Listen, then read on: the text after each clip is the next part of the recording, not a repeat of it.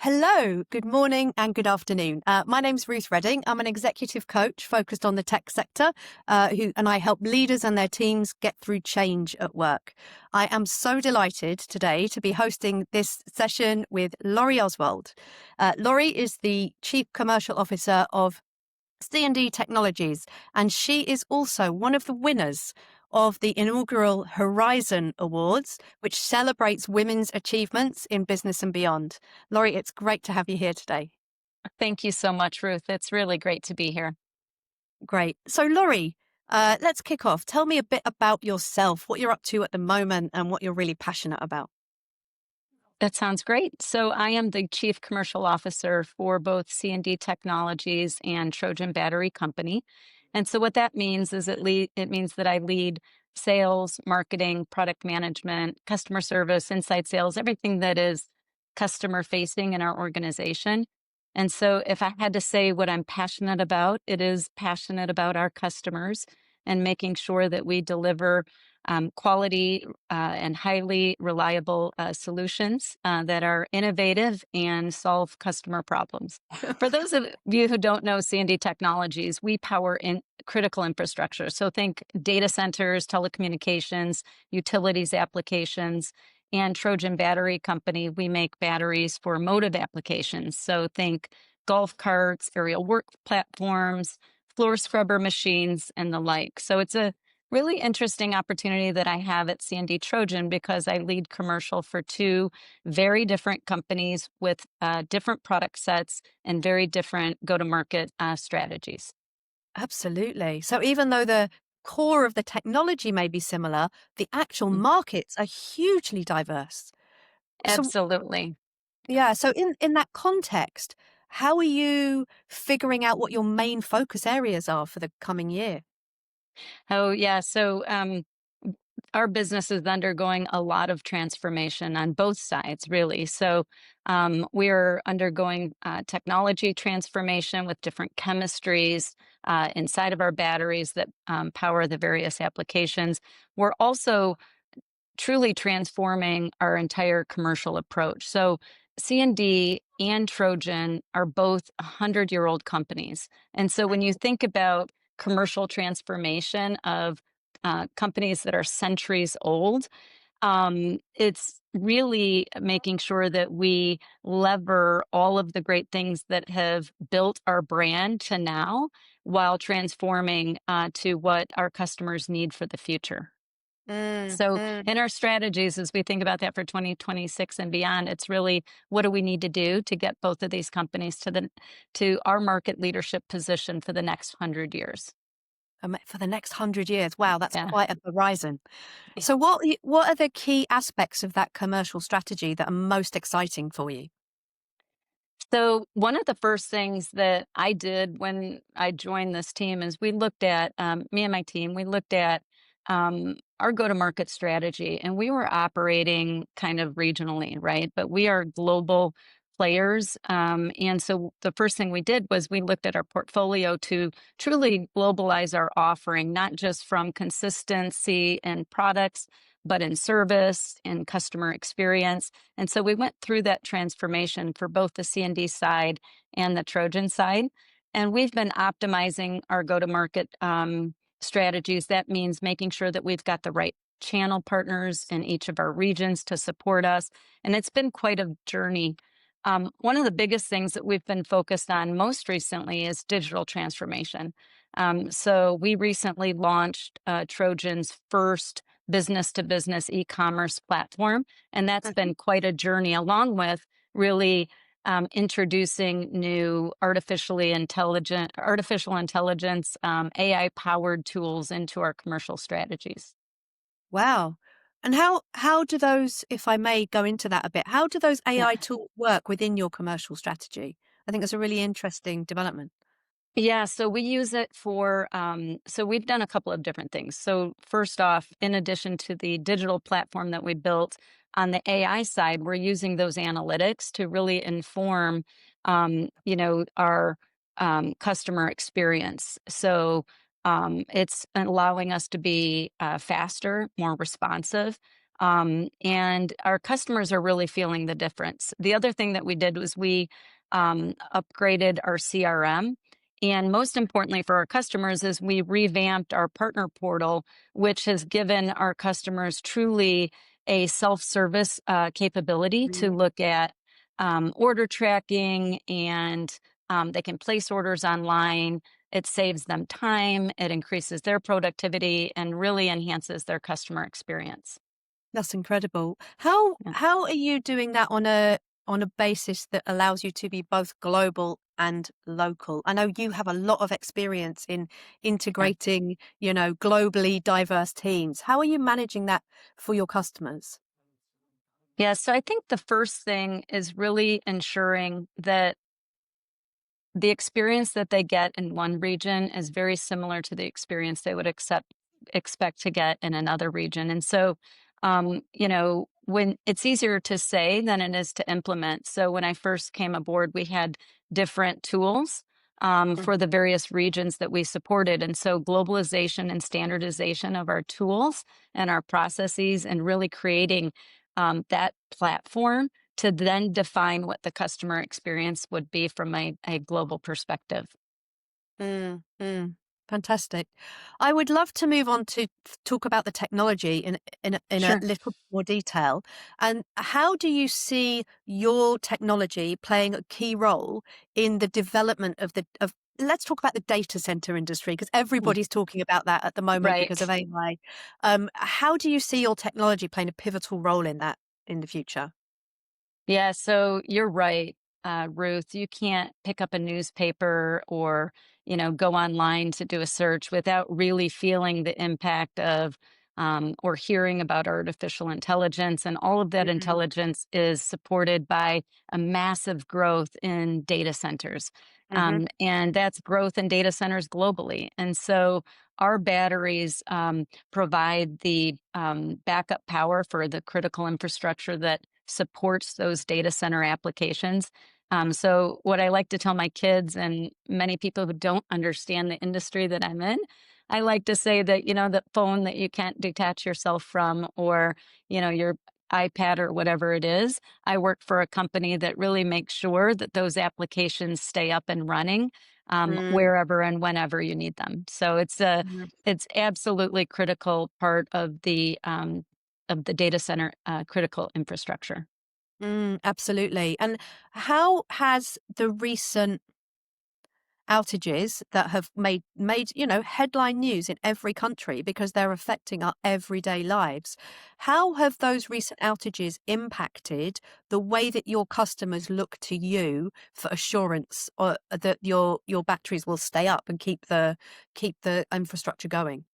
Yeah, sure. So, C&D is a market leader on the stationary power side of the Mm, industry, and so customers really look to C&D to ensure that their applications stay up and running. They know that we're known for safety, for reliability, for high performance.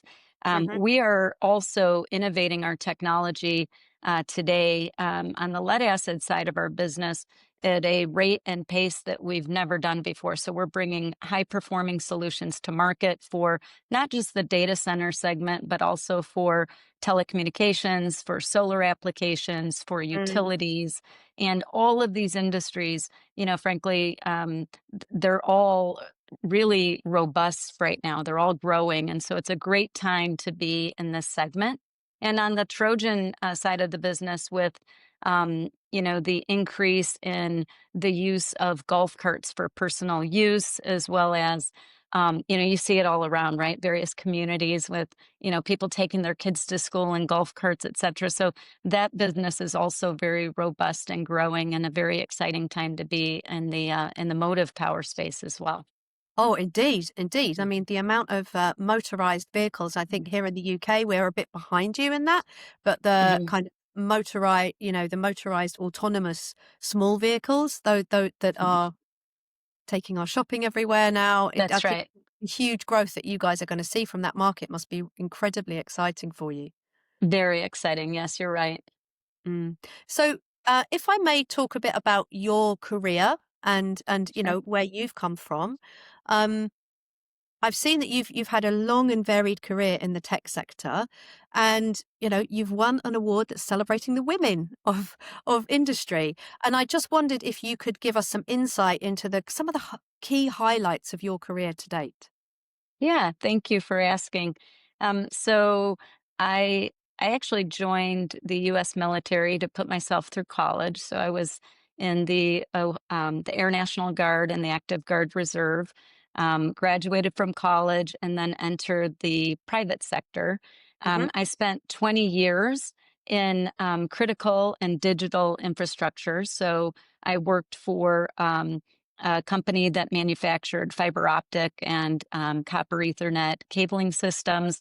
And then Hmm. I went to work for a UPS OEM that supplies power and thermal equipment for data center applications.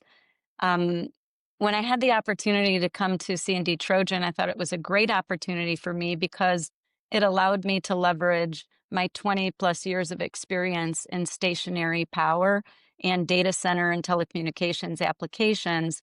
But also, I really had no experience on the motive side of the business. And Hmm. so, having the opportunity to come on board and lever my experience on one side, but really learn a new industry, meet new people, new channels. That's been very exciting for me.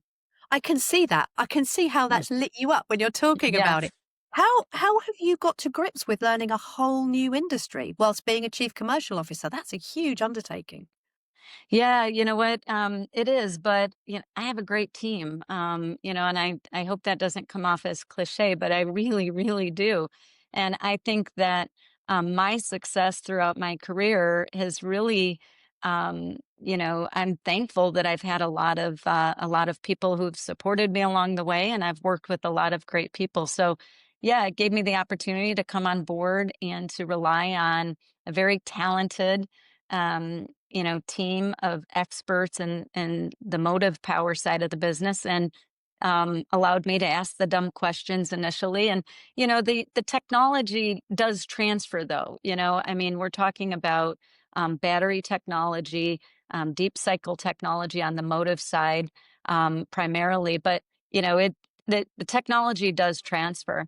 What's been really nice for me too is just um, you know looking at our company and looking at the products that we've been able to innovate and bring to market. It's really awesome, frankly, that we have this legacy and this heritage of two different companies, but we've been able to take technology that we've introduced on one side of the business and use that concept or that technology to launch highly innovative solutions on the other side of the business. Oh, So wow. we're Yeah. able to lever that, and we're able to do that from a commercial strategy perspective, as well. Okay, great. That must be really Yeah. exciting for you to get the benefit of Yes. that because from a, from a benefit to your customer point of view, that's huge. They're getting access to a technology that they never would have previously. That's right. That's exactly right. A good example of that is on the Trojan side of our business. 2 years ago, we launched our AES AGM battery. So it's the highest. Mm.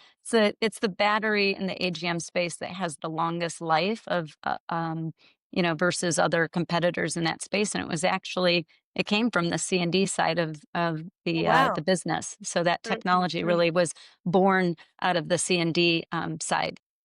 Oh, that's great news. That's great to hear. I love Yeah. that. I love that when you have Yeah. that, when you can take one technology and put it into a different marketplace.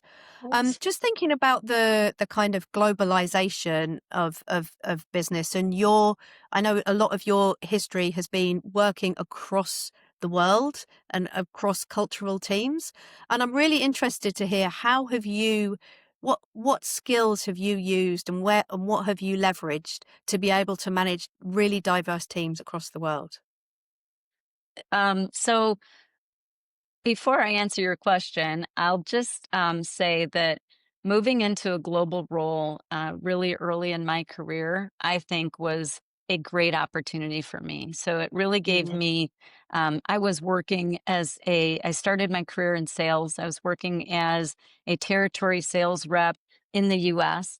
And I had the opportunity to join a global accounts team, which was, quite a challenge at the time. And that experience really helped me learn a lot of things, not only about our industry, but about the regions of the world that we served. And so it that experience diversified my experience and really set me on a path to find new opportunities, throughout my career. So that's the first thing that I would say is I'm so thankful for having had that opportunity. And since that time, really approaching our business with a global mindset Mm, first has proven to be very helpful in all of the roles and the various companies that I've worked in because it's very easy, especially for US based companies, to think domestically and to yeah. really not think about, what are the specific and unique requirements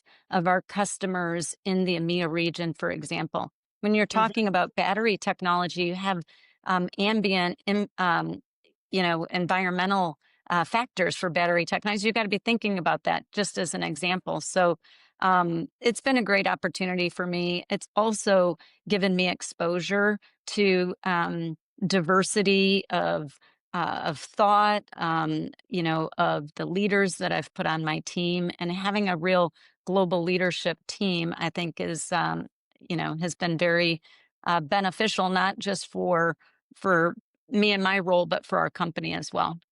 Mm. What do you Yeah. think the key thing that diversity of, in a global leadership team, what's the real strength of that for you?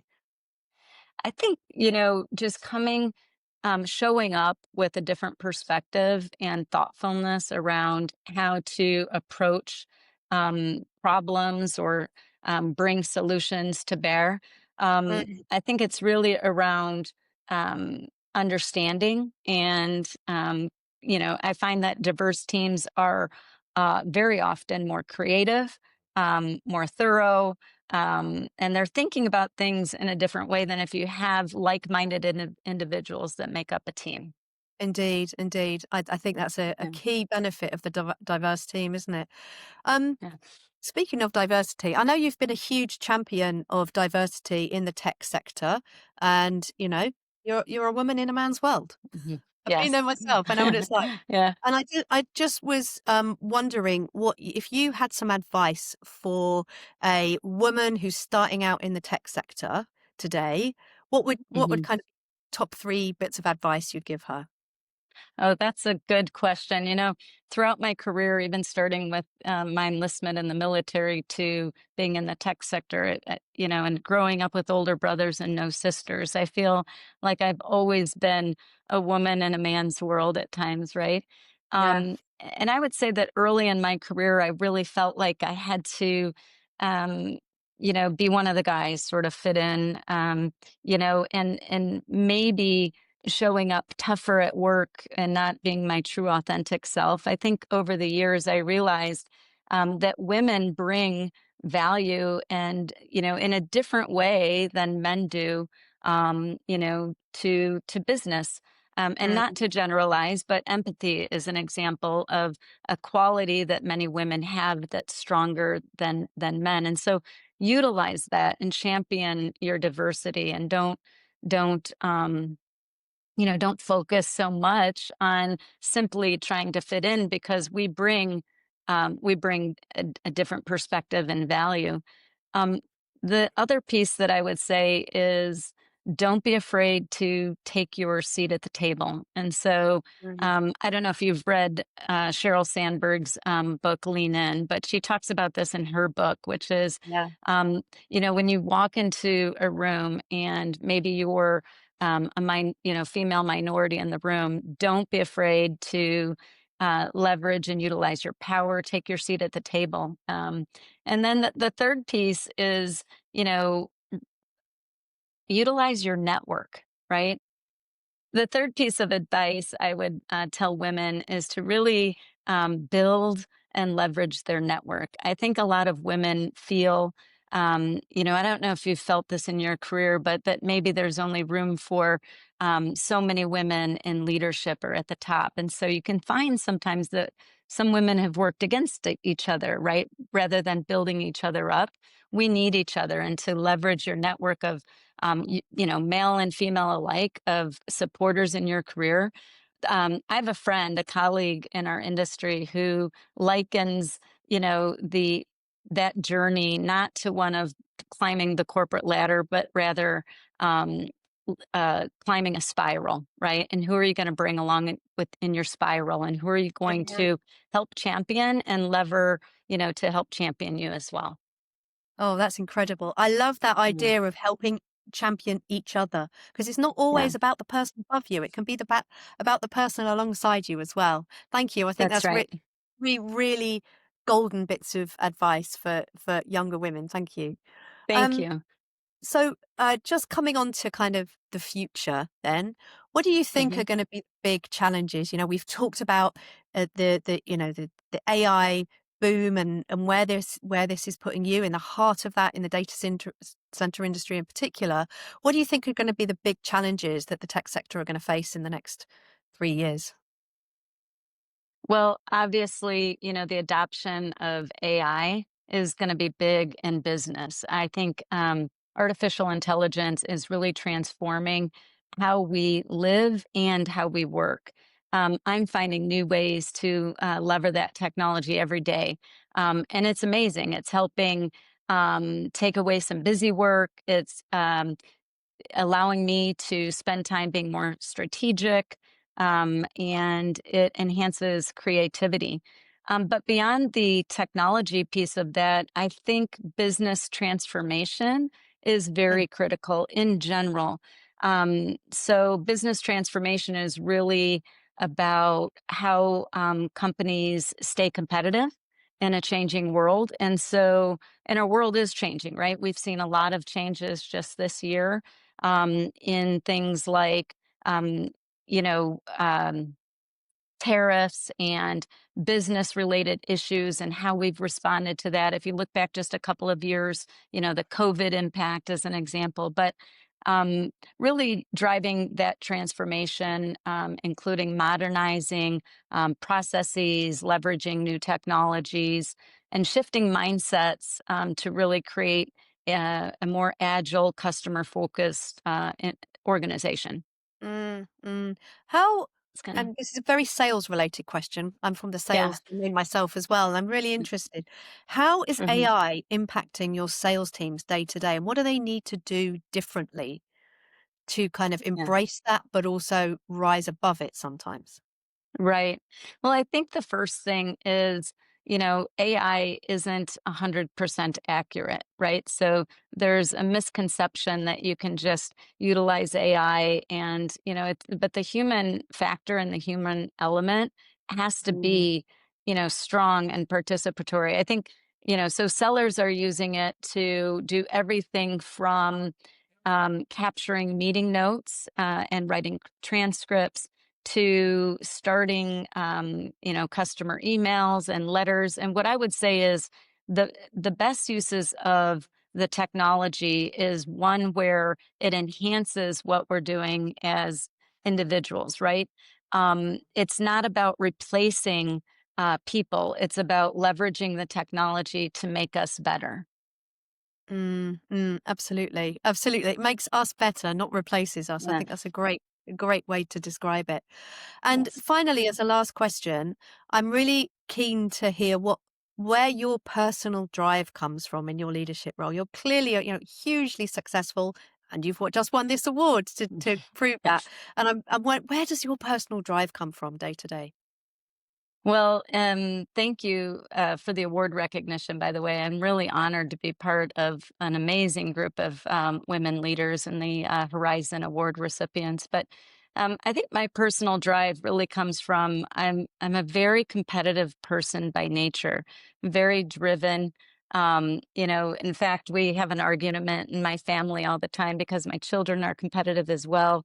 My husband, and they always say, hands down, I win the award for that as well. But I think it's really about you know, I've always wanted to achieve high results, but I think the most important thing for me is feeling like I'm contributing in a very significant way. So I think my drive comes from, a deep desire really to bring value and to contribute. And I feel more energized and more engaged when I feel like I'm doing that, where I'm making a difference, I'm driving positive change, and I'm helping people grow. And so, for me, it's been about building a very strong, united, collaborative team.